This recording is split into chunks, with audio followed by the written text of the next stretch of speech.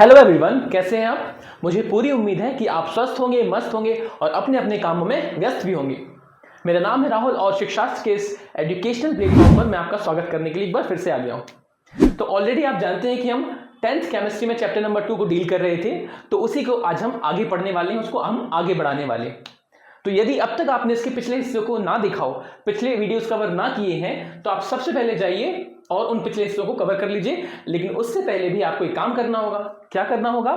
यदि आपको वीडियो देखने हैं, आपको वीडियो टाइम पर चाहिए ना, टाइम पर आपको वीडियो चाहिए, तो उसके लिए आप फटाफट से जाके एक बार चैनल को सब्सक्राइब कर दीजिए यदि अभी आपने उसको नहीं किया है सब्सक्राइब, और साथ में आप बेल आइकन का बटन भी दबा दीजिए, सो दैट जो भी आपके पास अपडेट्स आने वाले हैं वो फटाफट से सबसे पहले आप तक पहुंच जाए। तो अब हम स्टार्ट करते हैं हमारा आज का टॉपिक, जिसका नाम है वॉशिंग सोडा। बेसिकली देखो, मैं आपको पहले ही बता देता हूं, ऑलरेडी जब हमने पिछले हिस्से में वीडियोस को देखा था तो सॉल्ट पर बात करने के बाद कुछ हमने इंपॉर्टेंट सॉल्ट जाने थे, जैसे कि ब्लीचिंग पाउडर की बात हमने की थी, है ना। वो सीख लिया होगा ना आपने, अपने चेहरे को क्लीन करना। ठीक है, नहीं सीखा है तो जाके सीखो कि कैसे आप ब्लीचिंग पाउडर से अपनी स्किन को थोड़ा सा ग्लो कर सकते हो, डिटैन कर सकते हो। आफ्टर दैट हमने क्या बात की, फिर हमने कहा यार भूख लगी है, थोड़ा कुछ बढ़िया सा पकोड़ा शकोड़ा बनाते हैं, तो उसके लिए मैंने आपको बताया बेकिंग सोडा, बेकिंग पाउडर की चर्चा हुई। अब आपने खाना खा लिया, आपने अपनी स्किन क्लीन कर ली। अब यार खाना खाने में यदि दाग वाग लग गए होंगे तो उसको धोना भी तो पड़ेगा ना, और धोने के लिए चाहिए हमें क्या? Washing powder, Nirma. बेटा मैं नाम सिर्फ निरमा ले रहा हूं, बट एट द एंड आप इसमें कुछ भी डाल दीजिए, कोई भी वॉशिंग पाउडर, कोई भी डिटर्जेंट, कुछ भी क्लीनर के तौर पे आप यूज कर लीजिए। एट द एंड आपको उसके अंदर मिलेगा क्या? आपको उसके अंदर मिलेगा वॉशिंग सोडा। अब ये होता क्या है? देखो, मुद्दे वाली बात ये है भाई साहब कि जो अंदर बैठा है उसको आप वॉशिंग सोडा बोल रहे हो, लेकिन हमारी केमिस्ट्री में वॉशिंग सोडा आप कैसे बोलने वाले हो? तो सिंपल सा एक कॉन्सेप्ट ये है कि केमिकली या केमिस्ट्री के अकॉर्डिंग वॉशिंग सोडा जो होता है वो होता है सोडियम कार्बोनेट, और उसके साथ होते हैं 10H2O के पार्टिकल। इसी वजह से इसका जब आप नामकरण यानी कि नाम देते हो तो इसको हम क्या बोलते हैं? इसको हम बोलते हैं Na2CO3 को तो आप जानते हो, मुझे पूरी उम्मीद है आप जानते होगे ना, सोडियम कार्बोनेट बोलते हो, करेक्ट। तो आप उतना तो लिख ही दो, क्या लिखने वाले हैं हम? Sodium carbonate. पर भाई साहब या भाइयों की बहनों, आपके पास साथ में कितने पार्टिकल्स हैं H2O के? 10 ना। और जब 10 बोल रहा हूं वर्ड, 10 नंबर के लिए आप मैथमेटिक्स में क्या यूज करते हो? क्या यूज करते हो? डेका वर्ड यूज करते होगे ना। जैसे कि सेंटीमीटर के लिए हम सेमी के लिए कितना यूज करते हैं? 100। आपने सुना होगा ना, 1 metre is equals to 100 centimetre, correct. ये बोलते हो ना, इसका मतलब सेंटी के लिए आप कितना वर्ड यूज करते हो? 100। ऐसे जब कभी मैथ्स में 10 लिखा होता है तो उसको हम बोलते हैं डेका, 100 लिखा होता है तो हम सेंटी वर्ड यूज करते हैं, ठीक है।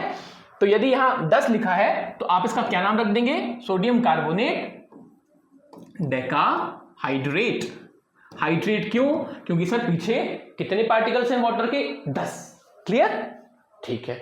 तो वॉशिंग जो सोडा होने वाला है, इसका जो यदि नाम कोई पूछता है आपसे तो आप बोल देंगे कि सोडियम कार्बोनेट एंड डेकाहाइड्रेट, और फॉर्मूला आपके सामने। मैंने कहा ठीक है सर, वॉशिंग सोडा जो है वो आप हमारे कपड़े धोने के लिए जो भी डिटर्जेंट इस्तेमाल करते हैं उसमें होता है, ठीक है। उसका नाम क्या है सर? आपने वो भी बता दिया। अब आता है मुद्दा कि इसको हम बनाएंगे कैसे, क्योंकि जब आपसे क्वेश्चन पूछा जाएगा आपके बोर्ड एग्जामिनेशन में तो सिर्फ वॉशिंग सोडा क्या होता है ये नहीं पूछा जाता, या उसका इस्तेमाल कहाँ होता है ये नहीं पूछा जाता, साथ में पूछा जाता है कि भाई साहब इसको हम बना कैसे सकते हैं। तो बड़ी ही आसान भाषा में यदि आपको समझाऊं कि बनाने का काम कैसे होने वाला है, तो आपने यदि पिछला वीडियो देखा हो तो मैंने वहां ना बेकिंग सोडा का जिक्र किया था, और बेकिंग सोडा जब मैंने समझाया था तो मैंने ये भी बता दिया था कि बेकिंग सोडा को आप सॉल्वे प्रोसेस से बनाते हैं। बेटा ये जो वॉशिंग सोडा बनाने का जो प्रोसेस होने वाला है ना, इसको हम बोलते हैं सॉल्वे प्रोसेस। अभी अगली स्लाइड में आपको दिख जाएगा क्या बोलते हैं, सॉल्वे प्रोसेस। इसमें मेजरली 3 स्टेप रहने वाले हैं। कितने स्टेप रहने वाले हैं? 3 स्टेप। आपने जब फर्स्ट स्टेप को यदि कवर कर लिया सॉल्वे प्रोसेस की, यदि आपने पहली स्टेप कवर कर ली तो आप वॉशिंग सोडा तो बनाने ही लगोगे, साथ में पहली स्टेप में आपको क्या मिलता था? बेकिंग सोडा वाला सोडियम बाइकार्बोनेट। भूल तो नहीं गए? सोडियम बाइकार्बोनेट क्या था हमारे लिए? NaHCO3। ये भाई साहब क्या कहलाता था? Baking soda. लेकिन ये बेकिंग सोडा आपको कब मिलता? जब आप हमारी पिछली वीडियो को देखेंगे, वो तो मिलेगा ही, बट बेटा यदि आप सॉल्वे प्रोसेस को फॉलो करेंगे तो आपको पहली स्टेप में बेकिंग सोडा मिल जाता था। ऑब्वियस सी बात है, हमें फिर से दोबारा ये मिलेगा। चलो तो मुद्दे पर आते हैं। तो जब आप सोडियम कार्बोनेट डेकाहाइड्रेट यानी कि हमारे वॉशिंग सोडा को बनाना चाहते हो तो आपको करनी पड़ेगी कौन सी प्रोसेस? Solvay process. और ये सॉल्वे प्रोसेस बड़ी ही सिंपल है। क्या है? पहले हम थ्योरी पढ़ लेते हैं, फिर स्टेप बाय स्टेप उस प्रोसेस को जानेंगे। As sodium carbonate can be obtain by heating baking soda, मैंने आपका नाम अभी लिया ना baking soda, and recrystallisation of sodium carbonate gives washing soda. Its solution is alkaline in nature. बेटा ये क्या लिखा हुआ है? एल्कलाइन इन नेचर का मतलब ये है कि कहने के लिए आप ये जो सोडियम कार्बोनेट और डेकाहाइड्रेट हमें बना के दे रहे हो ये थोड़ा बहुत एल्कलाइन नेचर का। एल्कलाइन नेचर का मतलब ये जो पर्टिकुलरली आप सॉल्ट बोल रहे हो इसमें बेसिक प्रॉपर्टीज ऐड है। ठीक है, एल्कलाइन वर्ड आपको समझ में आ गया था ना कि जब हम किसी बेस को पानी में डाल देते हैं और यदि वो पानी में घुल सकता है तो उसको हम बोलते हैं एल्कली। इसका मतलब उसके अंदर कौन सी प्रॉपर्टी है? बेस वाली प्रॉपर्टी। ठीक है, चलिए अब फटाफट से समझते हैं टाइम वेस्ट ना करते हुए कि हम कैसे इस वॉशिंग सोडा को बना सकते हैं। और इसके लिए आपको जाननी है हमारी कौन सी प्रोसेस? सॉल्वे प्रोसेस, जो बड़ी ही सिंपल है। देखिए कैसे सिंपल है ये सॉल्वे प्रोसेस है। बेटा याद रखिएगा, बेहद इंपॉर्टेंट है आपके एग्जाम के लिए। सबसे पहले आपने क्या करना है, आपने लेना है नमक। मैंने कहा ठीक है नमक लेते हैं। नमक का मतलब NaCl ले लिया। फिर इसको मिला दीजिए किसमें? पानी में, H2O। तो बताइए इसको हम क्या बोलेंगे? इसको हम बोलते हैं ब्राइन सॉल्यूशन। जिनको नहीं पता है वो जान लीजिए, जब भी आप नमक को पानी के साथ मिक्स कराते हैं, सॉल्व कराते हैं, यानी कि उसका सॉल्यूशन बनाते हैं, तो इसका नाम होता है ब्राइन सॉल्यूशन। क्या बोल दिया मैंने? Brine solution. BS लिख देता हूं। ठीक है, अब मैंने क्या किया, इसी ब्राइन सॉल्यूशन में मैंने क्या डाल दिया? अमोनिया डाल दिया। अमोनिया का मतलब सर NH3, ये डाल दिया। तो अब ये जो ब्राइन सॉल्यूशन था, जैसे ही आप इसमें अमोनिया डाल देंगे आप इसका नाम रख देंगे अमोनिकल ब्राइन सॉल्यूशन। क्यों? क्योंकि आपने अपने ब्राइन सॉल्यूशन में भैया क्या डाल दिया? अमोनिया डाल दिया, इसलिए आपने उसका नाम रख दिया अमोनिकल ब्राइन सॉल्यूशन। इसको आपने मिटाया, अब नया नाम क्या रख दिया? अमोनिकल। वैसे लिखा होगा इधर, देखिए लिखा होगा अमोनिकल ब्राइन सॉल्यूशन, ये लिखा है, ये लिखा है। ठीक है, मैंने बोल दिया इसको क्या? Ammoniacal brine solution. इतना मैंने काम किया। अब हमारी प्रोसेस यहां से थोड़ी सी शुरू होती है। जैसे ही आप ये अमोनिकल ब्राइन सॉल्यूशन बना लेंगे, आप क्या कर दीजिए, इसमें पास कर दीजिए एक गैस जिसका नाम है कार्बन डाइऑक्साइड। याद रखिए ये हमारी सॉल्वे प्रोसेस का फर्स्ट स्टेप है। ठीक है, आपने इसमें कार्बन डाइऑक्साइड गैस भरा दी। अब जैसे ही ये गैस, कार्बन डाइऑक्साइड गैस इस सॉल्यूशन में पास होगी तो हमें दो प्रोडक्ट मिलेंगे। कौन कौन से दो प्रोडक्ट मिलेंगे हमें? पहला प्रोडक्ट हमें मिलेगा हमारा बेकिंग सोडा, जिसको हम बोलते हैं सोडियम बाइकार्बोनेट, NaHCO3। इसी को हमने क्या नाम दे दिया था कल या पिछली वीडियो में? Baking soda. ठीक है, एक तो हमें ये मिल गया। अब जो चीजें बच गई हैं उनको भी साथ में मर्ज कर दो। तो जब आप बाकी सारी चीजों को मर्ज करेंगे तो आपको साथ में मिल जाएगा क्या? Ammonium chloride. हालांकि इसकी हमें जरूरत नहीं है, फिलहाल हमें इस पूरी प्रोसेस को आगे बढ़ाने के लिए केवल किसकी जरूरत है? सोडियम बाइकार्बोनेट की। ये जो NH4Cl है इसको हम रीयूज कर लेंगे बाद में आगे चल के। बेटा ध्यान से एक चीज सुनो, ये जो सॉल्वे प्रोसेस है ना, ये एक इंडस्ट्रियल बेस्ड प्रोसेस होती है, मतलब इंडस्ट्री में इसका यूज किया जाता है। तो इंडस्ट्री में जब हम किसी चीज को बनाते हैं ना तो हम कम से कम वेस्ट रखना चाहते हैं, हम चाहते हैं कि चीजें रीयूज हो। और उसी रीयूज को करने के लिए जब ये अमोनियम क्लोराइड आपको मिलती है ना तो हम क्या करते हैं? इसको रीयूज करते हैं। रीयूज का मतलब यहां से हम वापस क्या गेन कर लेंगे? अमोनिया, यानी कि NH3 निकाल लेंगे। और ये जो NH3 हम एक्स्ट्रा निकालेंगे इसको हम कहां यूज कर सकते हैं? वापस यहां यूज कर सकते हैं ना। ये इंडस्ट्री में रीयूज का कॉन्सेप्ट बड़ा इंपॉर्टेंट होता है। ठीक है, तो हमने पहली स्टेप कंप्लीट कर ली और हमें फाइनली क्या मिल गया? Sodium bicarbonate, that is called baking soda. Correct. चलो अब इस प्रोसेस को हम आगे बढ़ाते हैं। ये है आपका baking soda. Correct, sodium bicarbonate हमारे पास आ चुका है। अब करना क्या है, ध्यान से देखिए। अच्छा पहले एक चीज और बता दूं, यहां क्लियर कर दूं, क्योंकि आपके सामने ये वर्ड आने वाला है। देखो एनहाइड्रसिक वर्ड आना है, इसलिए मैं आपको बता रहा हूं। जब भी आपके सामने ये वर्ड लिखा हो एनहाइड्रस, इसका मतलब वहां हमने वाटर मॉलिक्यूल्स को अलग कर देना है। जैसे कि हम नॉर्मली जब पानी कम पीते हैं, हमारे बॉडी कंटेंट में, हमारे बॉडी के अंदर वाटर कंटेंट कम होता है, तो हम क्या बोलते हैं? डिहाइड्रेशन हो गया है। केमिस्ट्री की लैंग्वेज में यदि आप वाटर मॉलिक्यूल्स को हटाते हो, रिमूव करते हो, तो उस पर्टिकुलर चीज को आप एनहाइड्रस बोल दोगे। क्या बोल दोगे? एनहाइड्रस। इसीलिए याद रखना, ये जो वर्ड आपके सामने यूज हो रहा है ना एनहाइड्रस, इसका मतलब है कि आप वहां से वाटर मॉलिक्यूल्स को हटा रहे हो। तो अब आपने सेकंड प्रोसेस में क्या करना है? फर्स्ट प्रोसेस में, फर्स्ट स्टेप में आपको मिल चुका था सोडियम बाइकार्बोनेट। मैंने कहा ठीक है। आप इसके 2 यूनिट लो। कितने यूनिट ले लो? 2 यूनिट। और इसको क्या करो प्रभु जी, इसको आप करो हीट। क्यों हीट करना है? क्योंकि हमें चाहिए हमारा एनहाइड्रस सोडियम कार्बोनेट।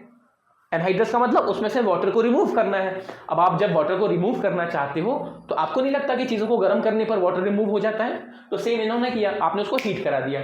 हीट कराने के चक्कर में हमें मिल जाएगा क्या? सोडियम कार्बोनेट, यानी कि Na2CO3, है ना, सोडियम और कार्बोनेट। और क्या चीजें निकल जाएंगी सर? CO2 गैस निकल जाएगी और साथ में वाटर के मॉलिक्यूल्स रिमूव हो जाएंगे। तभी तो आप बोलोगे ना वाटर के मॉलिक्यूल्स रिमूव हो, अरे इसको क्या हो गया पेन को, हाँ जी, वाटर के मॉलिक्यूल्स यदि रिमूव होंगे तभी तो आप बोलोगे ना कि हमारा जो सॉल्यूशन है या जो सॉल्ट है वो एनहाइड्रस फॉर्म में क्रिएट हो रहा है। क्लियर?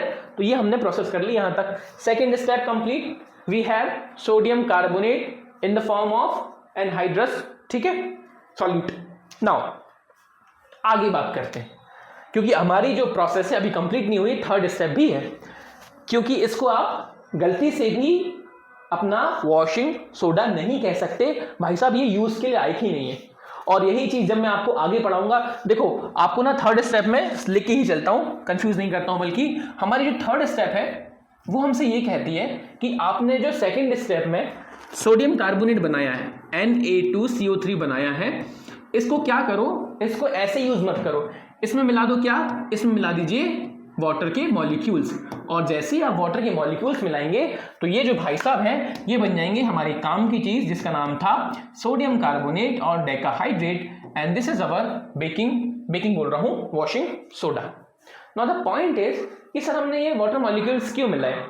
फर्स्ट रीजन बेटा, आप जब आगे एक टॉपिक हम पढ़ेंगे वाटर ऑफ रिक्रिस्टलाइजेशन या क्रिस्टलाइजेशन, तो वहां आपको एक चीज रियलाइज होगी कि हम ना बहुत सारी चीजें, जो भी आप सॉल्ट पढ़ते हो, चाहे वो बेकिंग सोडा हो चाहे वो वॉशिंग सोडा हो, इनके मॉलिक्यूल जो होते हैं वो क्रिस्टल फॉर्म में होते हैं। आपने देखा भी होगा, जैसे शक्कर के दाने, जैसे नमक के दाने, बट उनको हम यूज करते वक्त हमें उसमें क्या है, कुछ कलर चाहिए होता है, कुछ स्पेसिफिक प्रॉपर्टीज चाहिए होती है, इसलिए हम उनको ना as a dry salt use नहीं कर सकते। उसमें हमें क्या मिलाना पड़ता है? वाटर के मॉलिक्यूल्स मिलाने पड़ते हैं। इसलिए आप एज अ सोडियम कार्बोनेट अकेला यूज नहीं कर सकते, उसमें आपको क्या मिलाना पड़ा? वाटर मॉलिक्यूल, क्योंकि हमें स्पेसिफिक प्रॉपर्टी चाहिए होती है, जो हमें कौन देता है? वाटर के मॉलिक्यूल्स। आपको सुनने में थोड़ा सा अजीब लग रहा होगा, बट जैसे मैं वाटर ऑफ रिक्रिस्टलाइजेशन या क्रिस्टलाइजेशन पढ़ाऊंगा तो वहां चीज आपको क्लियर हो जाएगी। एनीवेज, तो we have our washing soda, ठीक है। तो this is our solving process, जो कि यहां होती है कंप्लीट। अब ये वॉशिंग सोडा जो बनाया है, इसका यूज कहां कहां कर सकते हो आप? तो भैया सिंपल सा है ना। पहला पॉइंट तो आपके सामने है ही कि हम वॉशिंग सोडा का इस्तेमाल कहां करेंगे? कपड़े धोने में, यानी कि as a detergent, as a cleaner, ठीक है। तो आप डोमेस्टिक पर्पज से, यानी कि अपने घरों में चीजों को धोने के लिए वॉशिंग सोडा का इस्तेमाल करते हो। और कहां करते हैं हम बच्चा वॉशिंग सोडे को, यानी कि हमारे सोडियम कार्बोनेट को इस्तेमाल करते हैं पानी की हार्डनेस को दूर करने। सर ये क्या होता है? तो भाई साहब जब आप पानी लेते हो ना, आपने नोटिस किया होगा कि बोरिंग का पानी थोड़ा सा अलग टेस्ट देता है, वहीं यदि आपके यहाँ नगर निगम का पानी आता है या किसी किसी जगह पर थोड़ा सा और बेटर क्वालिटी का पानी मिलता है तो उसका टेस्ट अलग होता है। खाने पकाने में भी हमारा बोरिंग का पानी थोड़ा सा ज़्यादा टाइम लेता है, जबकि नॉर्मल पानी या नगर निगम से जो पानी आता है वो कंपैरेटिवली कम टाइम लेता है। ऐसा इस वजह से होता है क्योंकि हमारे पानी में मिली होती हार्डनेस, यानी कि पानी को वो हार्ड बनाती है। हार्ड का मतलब हम पानी को इजीली यूज नहीं कर पा रहे हैं, वो हमें पानी जो होता है ना वो हार्ड बनता है और सॉफ्ट नेचर का, अलग अलग नेचर का होता है। हार्ड का मतलब ये होता है कि वो हमारी बॉडी में गलत सॉल्ट क्रिएट करता है। बेसिकली हम बॉडी के पॉइंट ऑफ व्यू से नहीं बोल सकते, बट उसमें सॉल्ट नेचर थोड़ा सा ज्यादा होता है, करेक्ट। तो अब मुद्दा ये है कि यदि मुझे अपने पानी को सॉफ्ट बनाना है, यानी कि उसको हार्ड से सॉफ्ट में कन्वर्ट करना है, तो मुझे वॉशिंग सोडा हेल्प कर सकता है। जरूरी नहीं है कि आप सिर्फ वॉशिंग सोडा का ही इस्तेमाल करें। ब्लीचिंग पाउडर की बात भी मैंने की थी कि हम ब्लीचिंग पाउडर को भी पानी को क्लीन करने के लिए यूज करते हैं, ठीक है। अब आपको यहां कौन सी चीज और देखने मिल गई? हमारी वॉशिंग सोडा, ठीक है। थर्ड पॉइंट पर आते हैं कि क्या कहीं और यूज होता है वॉशिंग सोडा? तो हाँ जी, वॉशिंग सोडा का इस्तेमाल होता है पेपर इंडस्ट्रीज में, ग्लास इंडस्ट्री में, और कहाँ यूज होता है? सोप बनाने में तो होगा ही, ठीक है। डिटर्जेंट बन रहा है तो सोप भी तो बन ही सकती है।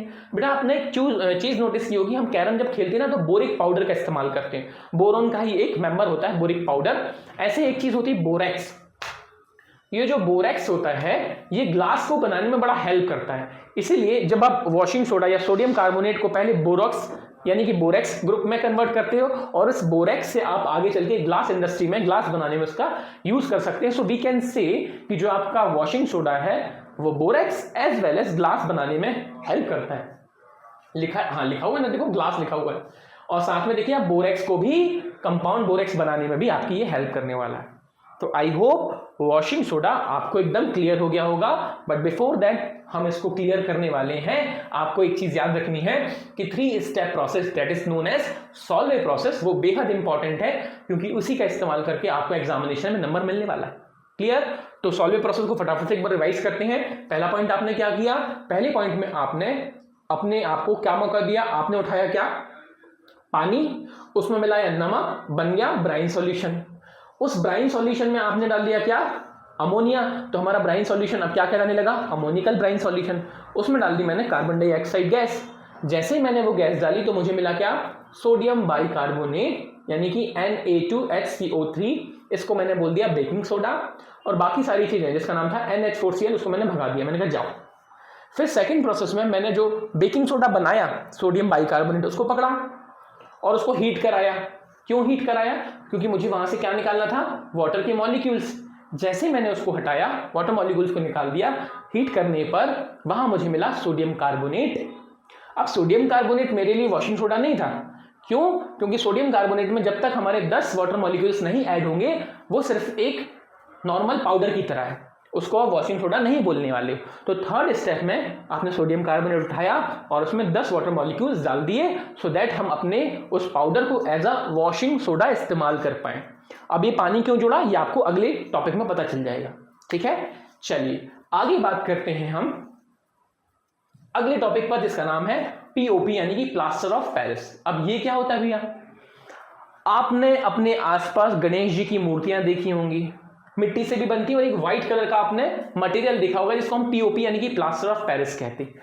चलिए बाई चांस आपने वो नहीं भी देखा होगा तो आपने इंटीरियर डिजाइन में, अपने घरों के इंटीरियर्स में देखा होगा। आजकल बड़ा ट्रेंड चलता है कि हम अपने घरों की छत पे ना स्पेशल डिजाइन्स कराते हैं। आपने कभी नोटिस किया है वो किस चीज से बनती है? वो बनती है भैया प्लास्टर ऑफ पेरिस से। वो व्हाइट कलर का पाउडर होता है जो पानी में मिलने के बाद हार्ड हो जाता है और आपको एक अच्छी सी डिजाइन देखने को मिल जाती है।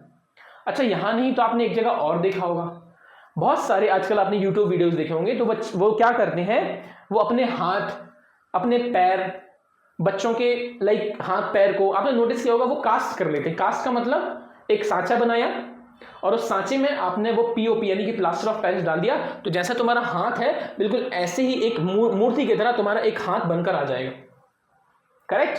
अच्छा, यहां भी नहीं देखा, एक जगह और देखा होगा आपने, कई लोगों के साथ जब उनकी हड्डियों में फ्रैक्चर हो जाता है तो वो लोग क्या करते हैं, एक बेटा आपने सुना होगा ना प्लास्टर्ड वर्ड यूज करते हैं कि भैया उसको प्लास्टर बना हुआ है। प्लास्टर क्यों बना हुआ है? क्योंकि इसकी हड्डी में क्रैक आ गया है या उसको ना चोट लग गई है। तो आपने नोटिस किया होगा बच्चे लोग या कोई भी बड़े लोग को प्लास्टर बना जाता है। उस प्लास्टर को बनाने के लिए भी हम पीओपी यानी कि प्लास्टर ऑफ पेरिस मटेरियल का यूज करते हैं।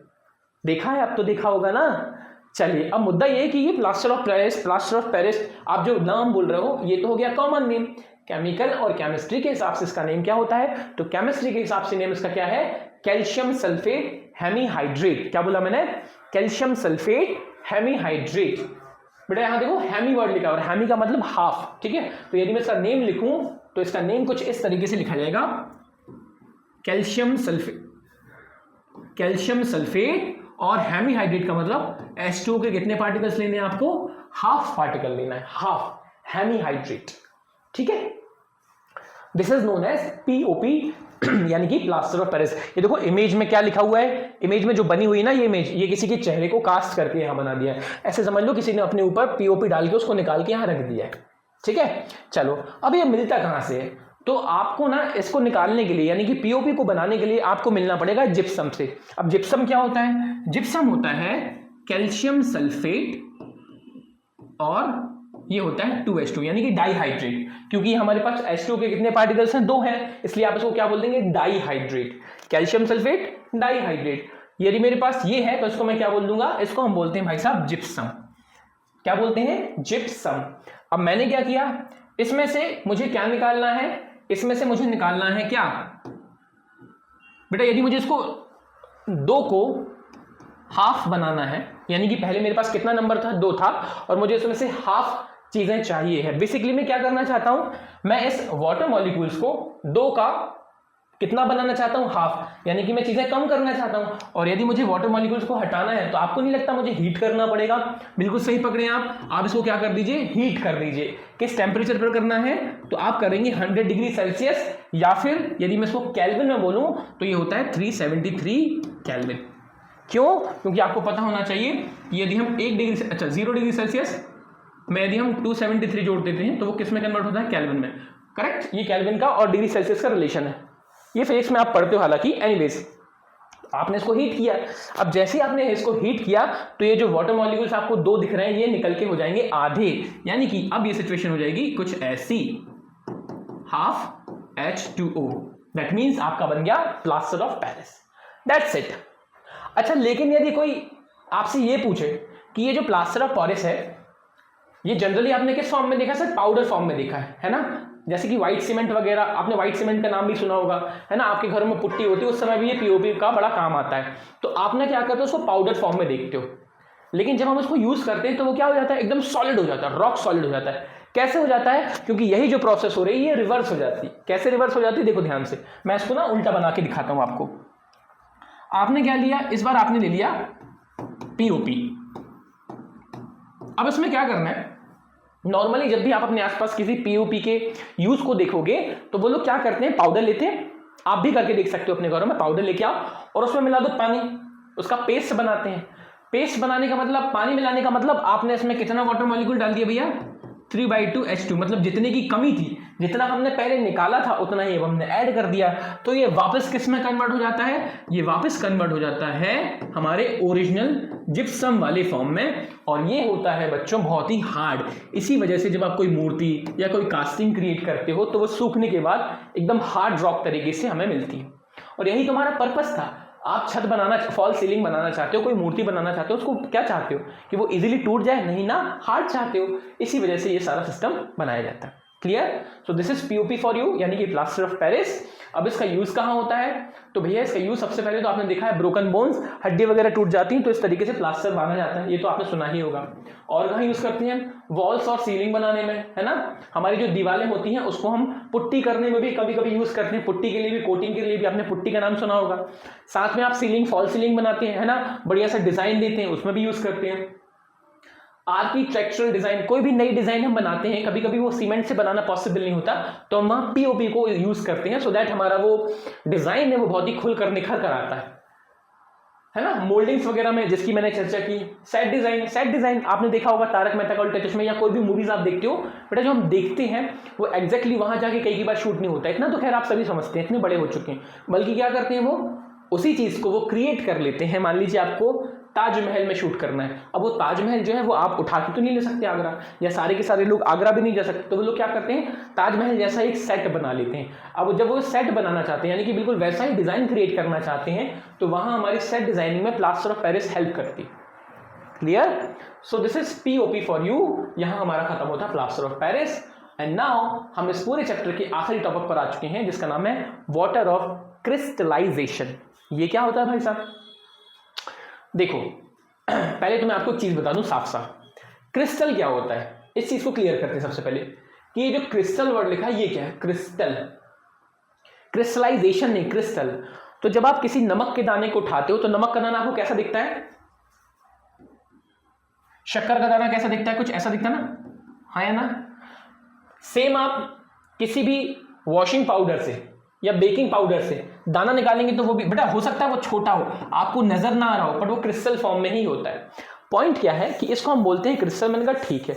अब जैसा मैंने आपको बताया कि ऑलरेडी आप अभी तक bleaching powder, baking soda, washing powder, ये सब चीजें देख के आ रहे हो, ये सब अपने आप में क्या है, क्रिस्टल फॉर्म में ही रहते हैं। अब होता यूं है कि जब आप किसी भी सॉल्ट को जो कि क्रिस्टल फॉर्म में होता है, मैंने क्या बोला, किसी भी सॉल्ट को जो कि क्रिस्टल फॉर्म में होता है, ये आपको ना दो तरीके से मिल सकता है। पहला विदाउट वाटर, विदाउट H2, इसको हम क्या बोलेंगे, एनहाइड्रस फॉर्म। बताया ना मैंने अभी आपको, एनहाइड्रस। हम यहां कौन सा वर्ड यूज करते हैं, एनहाइड्रस। और कभी कभी ये सॉल्ट हमें मिलता है विद H2, आगे पीछे नहीं, उसको प्रॉपरली लिखते हैं विद H2, यानी कि वाटर मॉलिक्यूल्स के साथ। अब दिक्कत ये है कि सर ऐसा क्यों, कभी आप विदाउट H2 यानी कि एनहाइड्रस सॉल्ट की बात कर रहे हो, कभी आप उस सॉल्ट के क्रिस्टल को विद H2 बात कर रहे हो। क्यों बेटा? ये क्यों का आंसर ये है कि आप मुझे एक बात बताओ, जब आप किसी वॉशिंग पाउडर को या वॉशिंग सोडा को इस्तेमाल करते हो तो वो व्हाइट कलर का होता है या डिफरेंट कलर का होता है? उसमें खुशबू आती है कि नहीं आती है? आंसर मिला आपको?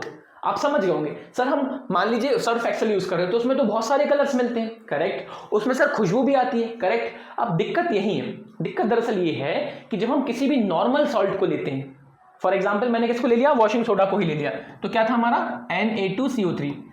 जब तक आप इसको ऐसा नॉर्मली यूज करोगे ना, फॉर एग्जाम्पल ये एक सोडियम कार्बोनेट का मॉलिक्यूल है और अभी ये जस्ट नॉर्मली एक पाउडर की तरह है, तो इसमें वो प्रॉपर्टी नजर नहीं आएंगी जो हमें चाहिए। दैट मीन्स हमें वो खुशबू भी नहीं मिलेगी, वो कलर भी नहीं मिलेगा। तो फिर मैंने क्या किया, इसमें मिला दिए 10H2O के वाटर मॉलिक्यूल्स, यानी कि मैंने इसको बना दिया हाइड्रस, यानी कि इसमें क्या मिला दिया? वाटर के पार्टिकल्स मिला दिए। तो क्या मैं बोल सकता हूं मैंने कर दिया वाटर ऑफ क्रिस्टलाइजेशन, यानी कि जो मेरे पास पहले से सोडियम कार्बोनेट के क्रिस्टल थे उसको मैंने वाटर दे दिया, वाटर दे दिया ना, तो इसको हम बोलते हैं वाटर ऑफ क्रिस्टलाइजेशन। बेसिकली आप क्रिस्टल को वाटर दे रहे हो, लेकिन क्यों दे रहे हो? क्योंकि हमें एक स्पेसिफिक प्रॉपर्टी चाहिए। यदि मैं वाटर नहीं मिलाऊंगा तो ना मुझे उस सोडे का यानी कि वॉशिंग सोडे का ना वो कलर मिलेगा और ना ही मुझे मिलेगी वो खुशबू। अच्छा, ये जरूरी नहीं कि आप खुशबू और कलर की बात करो, हर एक चीज का स्पेसिफिक प्रॉपर्टी हमें चाहिए है, तो हमें वहां कुछ चेंज करने पड़ते हैं। कभी हम वाटर को मिलाएंगे, कभी हम वाटर को हटाएंगे। जैसे कि आपने किस में देखा था? पीओपी में वाटर को हटाना पड़ा था, लेकिन जब हमें उसे यूज करना पड़ा तो आपको वाटर मिलाना पड़ा। तो डिपेंड करता है कि हमारा यूज क्या है, और इसी चक्कर में ये पिक्चर निकल के आई किसकी? वाटर ऑफ क्रिस्टलाइजेशन की, कि यदि हम वाटर को मिलाते हैं तो देयर इज अ चेंज, उसमें कुछ चेंज आ जाता है, और वो चेंज यदि हमारे रिक्वायरमेंट के अकॉर्डिंग है तो वाटर मिलाना जरूरी है, और इसी प्रोसेस को हम बोलते हैं water of crystallisation. Water of crystallisation refers to the water molecules that are part of the crystal structure of a compound। जो मैंने बोला ना, किसी भी कंपाउंडिंग जो कंपाउंड आप देखते हो उसके स्ट्रक्चर में जितने वाटर मॉलिक्यूल्स ऐड होते हैं उसी को हम बोलते हैं water of crystallization. These water molecules are essential for maintaining the integrity and shape। देखिए शेप भी जरूरी है ना। जैसे कि मैं आपको एक उसका उल्टा एग्जांपल देता हूं। उल्टा एग्जांपल मतलब कभी कभी आपके वाटर मॉलिक्यूल्स शेप को चेंज कर देते हैं, कभी कभी वाटर मॉलिक्यूल्स शेप को चेंज कर देते हैं और कभी कभी वाटर मॉलिक्यूल शेप को मेंटेन कर लेते हैं। दोनों चीजें मिलेंगी। आपको बस ये समझना है कि कहां हमारे लिए वाटर जरूरी है और कहां हमारे लिए वाटर जरूरी नहीं है। जैसे ही मैं प्लास्टर ऑफ पेरिस का एग्जांपल आपके सामने रखता हूं, आप उसमें पानी ऐड कर रहे हो, पानी ऐड कर रहे हो मतलब आप क्या कर रहे हो? क्रिस्टल को वाटराइज कर रहे हो, वाटर ऑफ क्रिस्टलाइजेशन कर रहे हो। तो हमारा वो जो पीओपी है एक प्रॉपर शेप ले लेगा जिसकी हमें जरूरत थी। वहीं यदि आपने किसी खुले मान लीजिए कोई खुला पैकेट है जिसमें आपके वेफर्स रखे हैं, नमक रखा हुआ है, क्या आपको लगता है उसमें नमी आएगी? बिल्कुल आती है, क्योंकि जैसे हम सराउंडिंग्स में उसको रखते हैं तो बाहर सराउंडिंग्स में जो एटमॉस्फेयर में जो नमी होती है, वाटर मॉलिक्यूल्स होते हैं वो आ जाते हैं, और इस चक्कर में क्या होता है? तुम्हारा वो पापड़ नरम पड़ गया, तुम्हारा वो लेस का पैकेट का जो लेस का चिप्स का पैकेट था उसमें से लेस निकला था वो नरम पड़ गया, वो नमक के ऊपर पानी आ गया। तो क्या अब तुम्हारा शेप मेंटेन हुआ? नहीं सर, पहले मेरा जो लेस था एकदम क्रिस्पी था, अब तो नरम पड़ गया, अब तो वो काम का नहीं रहा। तो मैं आपको यही बता रहा हूं कि डिपेंड करता है कि वो वाटर मॉलिक्यूल्स कहां ऐड हो रहा है और हमारी रिक्वायरमेंट क्या है। लेकिन वाटर ऑफ क्रिस्टलाइजेशन हमें ये बता रहा होता है कि यदि हम क्रिस्टल में वाटर मॉलिक्यूल्स ऐड करते हैं तो वो जरूरी इस वजह से है क्योंकि वहां मुझे रिक्वायरमेंट है। किसकी रिक्वायरमेंट है? अपने शेप को मेंटेन करने की क्रिस्टल के, और उसकी इंटीग्रिटी यानी कि उसके अंदर की प्रॉपर्टीज को मेंटेन करने की। ठीक है, they are not chemically bonded, chemically bond नहीं करते, नॉर्मली आप उसको हटा भी सकते हो। Water of crystallization is the fixed number of water molecules present in one formula unit of salt. इसका मतलब ये है कि जितना आप एक मॉलिक्यूल में जितने वाटर मॉलिक्यूल्स को ऐड करते हो वो उसकी क्रिस्टलाइजेशन को दिखाता है।